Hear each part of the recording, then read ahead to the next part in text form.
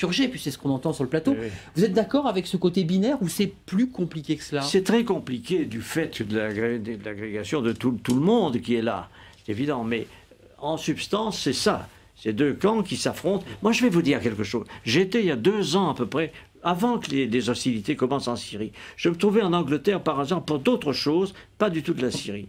J'ai rencontré des responsables anglais. Et quelques-uns qui sont mes amis m'ont avoué, en me sollicitant, qu'il se préparait quelque chose en Syrie. C'était en Angleterre et pas en Amérique. L'Angleterre préparait l'invasion des rebelles en Syrie. Et on m'a même demandé à moi, sous le prétexte que j'étais ancien ministre des Affaires étrangères, si je participerais comme ça. J'ai évidemment dit le contraire. J'ai dit, écoutez, moi, je suis français, ça ne m'intéresse pas. Mais c'est pour dire que cette opération vient de très loin. Elle a été préparée, conçue, organisée. Dans quel but, hein? Excusez-moi, dans quel but?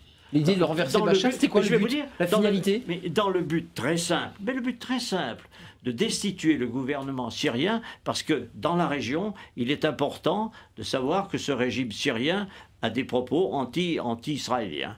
Et que par conséquent, tout ce qui bouge dans la région autour, moi j'ai la confidence du Premier ministre israélien qui remonte très longtemps, qui m'avait dit on essaiera de s'entendre avec le Premier ministre, et avec les États autour. Et ceux qui ne s'entendront pas, on les abattra.